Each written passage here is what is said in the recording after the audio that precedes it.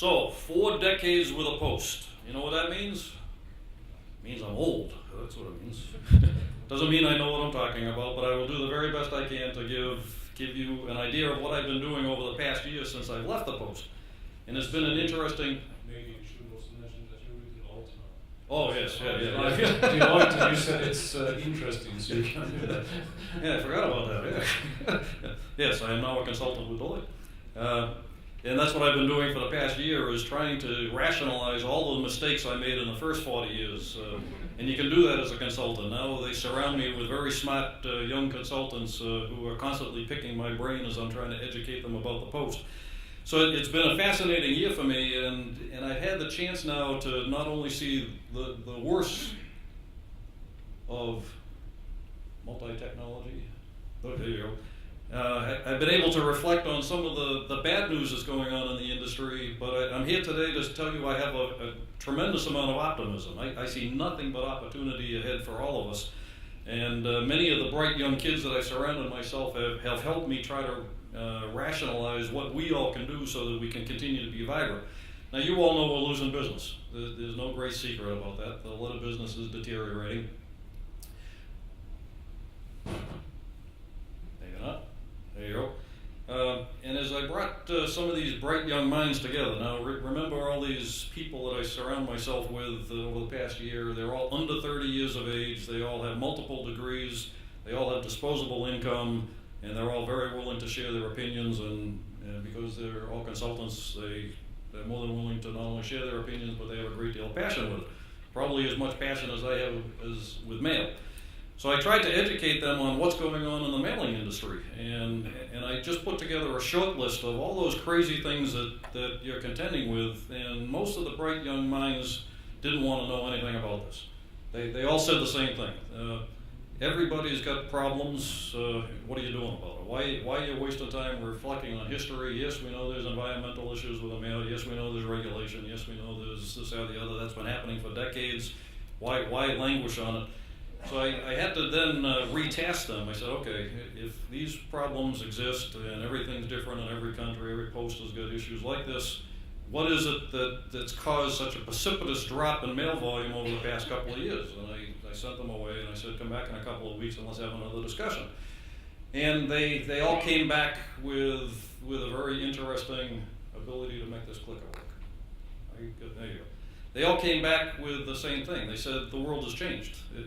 Yes, all of those issues were real, and yes, there was an economic downturn, but while all that was going on, the social networks, the way that we all, the younger people of the world, communicate, as was presented earlier, and now some of us older people are now starting to communicate, we've changed the way that we do business with each other, the way we communicate with each other. Now, I don't consider myself a technophile at all. I don't belong to any of these social networks, and these young kids have taught me a couple of things. I've shown this slide several times over the past couple of months, and the really laborious part of this slide is keeping it updated. Many of the companies that are on this slide didn't exist up until 3 years ago. The first couple that are on there that most people know, like Facebook, have been around only since 2003. And updating this thing as soon as a company gets very popular, they seem to get unpopular and they're replaced by somebody else, and there's about 200 more companies like this behind them for when these companies decide to fail and go away. So it is becoming a fascinating social issue on how the people are going to continue to communicate in the future, and the place that puts mail, which I think, again, becomes a very vibrant point. So we did a little studying. We tried to find out how people have changed the way that they communicate, not just in terms of social networking, but in terms of how people receive messages. And we really couldn't find messaging, because messaging means different things to different people, but clearly what we all do for a living is we get message across to people. We don't necessarily form the message, but we do deliver the message. So I think it's important to understand messaging and how people receive messages and what's the important part of what we do. So we found this fairly recent study. It was just done last year by the University of California in San Diego, and it takes a look at messaging in terms of words consumed. What it used to be back 28 years ago and what it is today. And they looked at all the way people received messages, and they couldn't, again, measure messages, but they could calculate words. So you would watch, an average person would watch television maybe an hour a day, and there's a certain number of words in a television in that given hour. Or a certain number of average person will speak so many minutes on a telephone, or a certain number of minutes on a day, etc. And or they read certain newspaper for 15 minutes, and that would receive so many words. Now, interestingly, up the top, and this is U.S. statistics, it probably will vary from country to country, but it's a good representation on how messaging has changed over the past 28 years.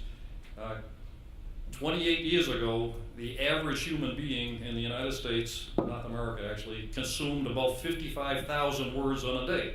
And most people that remember 28 years ago went to bed tired, complaining that they had received too much messages, that they were overworked.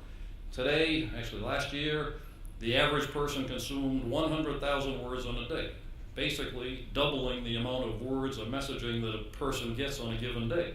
Not only has the number of words increased double in the past 30 years, but there was some speculation that this is going to diametrically increase as does computer technology speed up every couple of years, doubles its capacity every couple of years. The number of words is going to do nothing but grow. So the real question here is, how are you going to create a relevant way to get a message across to a human being, given that there is so much competition to get a word across to a person and have them absorb it? And you can also see how the media has changed. 30 years ago, it was mostly television was the most popular way of getting messages across. And interestingly enough, the yellow, which is the print, which is not only mail, but it's magazines and newspaper, although the market share has continued to shrink, the percentage has continued to shrink, the relative proportion, the number of words that people consume through written material, has stayed about the same. And I suspect that that will continue that way for quite a while to come. So we took a look at some more statistics to see what happens in the current technology, and we looked at email, and we looked at SMS or text messaging, and we looked at social media. And we concluded a couple of things, and there's a million more pieces of data points that we found, but just for the sake of this discussion, I tried to simplify it, and I'm not even going to go through all these words. But we found out that certainly multi-marketing, multi-channel marketing isn't exclusive, isn't mutually exclusive, that certainly mail and email and text messaging and social media all intertwine together. Now, we took it a step further, though, to find out which was the most relevant and which was the most secure methods, and we found some very interesting statistics. First, every place in the world is different, which should be of no great surprise to you, so you all need slightly different approaches to the way you get a message across to a person. But using email, and we're professing that email's probably reached its peak, and that emails are going to continue to deteriorate for several reasons. But one reason is emails have saturated the market, that it's also very difficult for especially young people to do emails. They don't like to sign on to computers when they can just pull out a PDA and get their text messages. So emails are becoming inconvenient and slow down the communication process. But probably more importantly, one of the statistics up there says that in the United States, on an average day, there's about 247 billion email messages that are sent out just in the United States. And of that 247 billion email messages sent out on an average day, 200 billion of them is spam. That's an awful lot of messaging that most people don't ever want to see. So the competition that goes along with messaging, and the people, and you all know it, you all have email accounts, and you know how aggravating it is.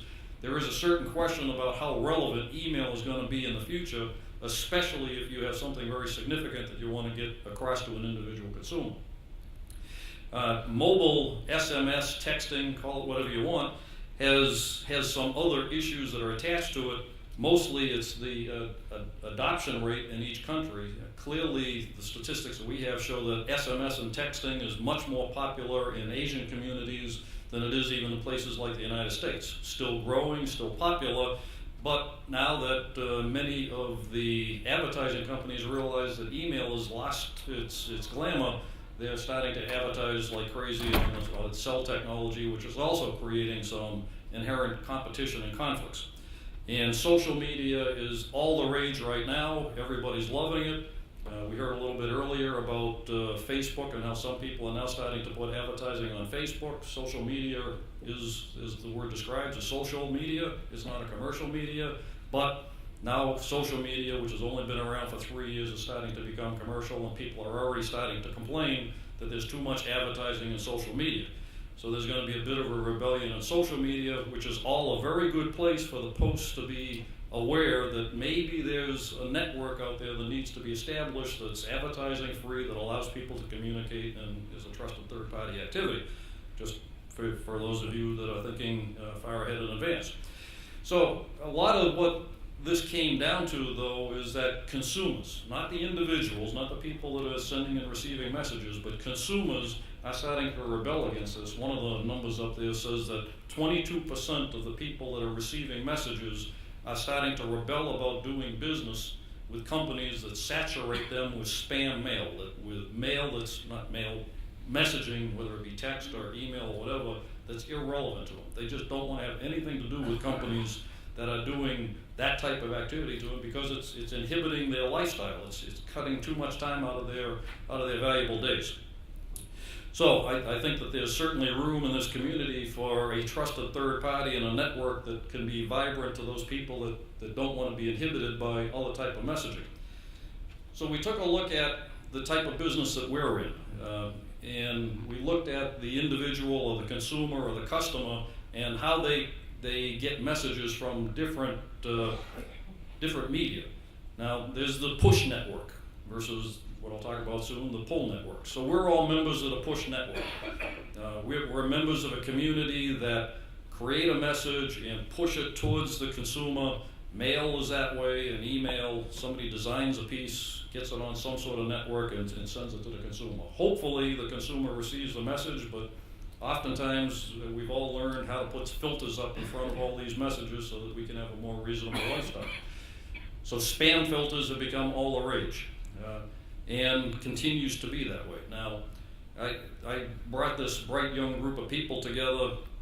I said, all right, this is the harsh reality. And one of the other questions I asked them is, how many of you receive mail and how many of you receive mail? And notoriously few of them said that they received and welcomed getting mail. They hated email, but they thought with a great deal of jaundice about mail.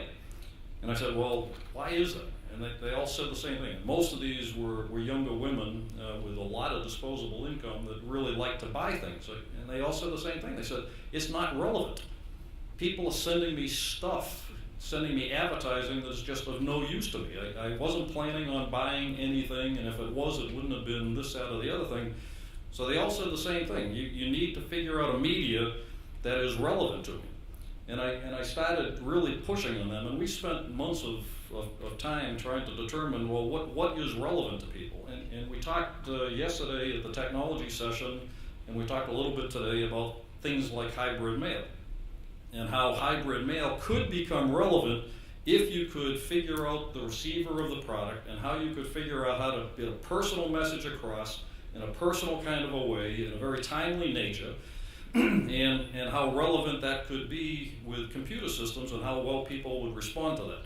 And they all said the same thing. They all said, that's perfect. That's exactly what we need. We need a way that we will receive messages on things that we need when we need them, whether they be coupons or whether they be commodities that we buy in a cyclical nature, or add-on values.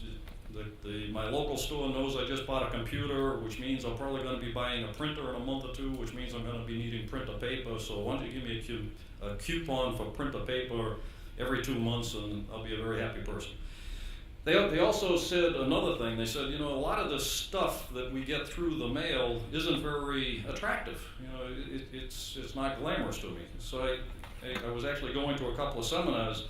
I said, well, what do you mean? They said, well, it comes in a little white envelope. And being a former postal operator for a lot of years, I love standardized pieces of mail.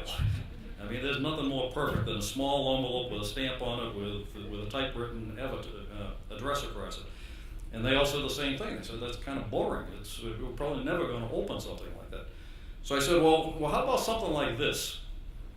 And this is a postcard.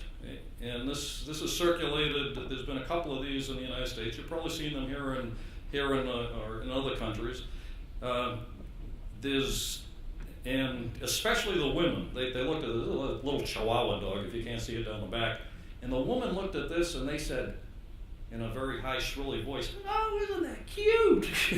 I can't really speak at that tone, but there was emotion around this. They said that not only do we like this, but we'd actually turn it over to read the back, and there was about 20 women in the group, and the 3 of them said, not only that, but it's so cute, we'd probably put it up on the refrigerator to look at it every once in a while. I mean, this is a very personalized piece of mail. Now, to me, this is also, as a former postal operator, this is also a nuisance. I mean, this is a non-standardized piece that needs to be processed in a special kind of way, maybe work on an AFSM, a flat sorting machine, but certainly isn't going to work in a high productivity environment. But this is the future. If we want to have relevance with the consuming public, the young people of the world, we've got to figure out a way to get a message across, possibly hybrid mail, that's relevant to them, not a mass media, in a very personalized way so that they actually want to receive it, read it, and think it's cute. I had another one like this, because the men didn't particularly like this one for some reason. I'm not exactly sure. The women liked this one, the men didn't. I had another one, and it was a piece of pastry. It was a donut. And the men liked that one. It also had a scratch and sniff, so it actually, you could smell it and you could smell like donuts. It was a Krispy Kreme donut. For those of you who haven't been to America, they love Krispy Kreme. And that made it on the refrigerator for most of the men. So there are ways that the post can adapt. Now, I don't think we can adapt and cause a non-standardized rate with a surcharge for an oversized piece and whatever else we're going to put in terms of financial. So I think incumbent on all of you is to figure out ways that you can encourage the advertising media to be thinking about relevant pieces that can be done in a very meaningful way, something that people can resonate and have some passion and emotion about. You can't do this on email, but this is a great way for posts to grow, to look at new products, to think of new ways of doing business. Compared to the pull mechanism, which is what social media is all about. The social media is all about an individual going into their Facebook, going into whatever other social media there are, and pulling information towards them. I don't see a whole lot of opportunity there for the posts, other than what I mentioned earlier, that people are starting to learn that social media is a very dangerous trap. Facebook, I believe it was Facebook, I should probably take that back, I'm not sure who it was, but one of the social media just got into a little trouble in the United States because they were actually looking at keywords in the messaging and then sending advertising out that attached to those keywords. Now, as objectionable as you may find that, that's actually not a bad advertising technique, because you know what the people are then interested in, so that you can then send advertising out to key select words that go along with a person's interest. I do find that objectionable from a privacy standpoint, but from a adaptability and from a relevance point of view, it's actually a neat way to do it. But I don't think the consuming public is going to tolerate that for very long, unless the nature of social network changes. It's going to continue on, along with phishing and everything else. So, winding down ever so slightly, maybe not. Winding down ever so slightly, there you go, thank you very much. I still think that there is a great deal of relevance in the mail.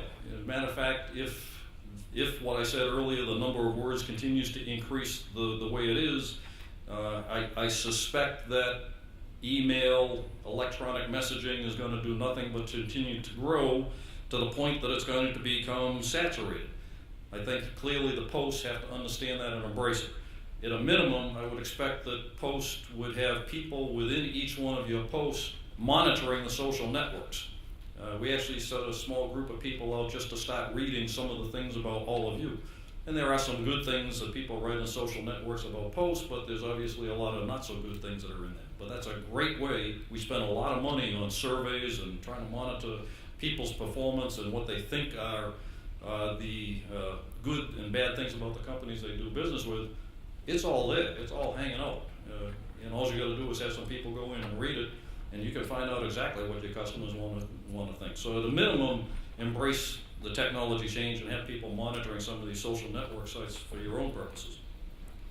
I do think that the Post can become trusted third parties. It's been talked about several times already.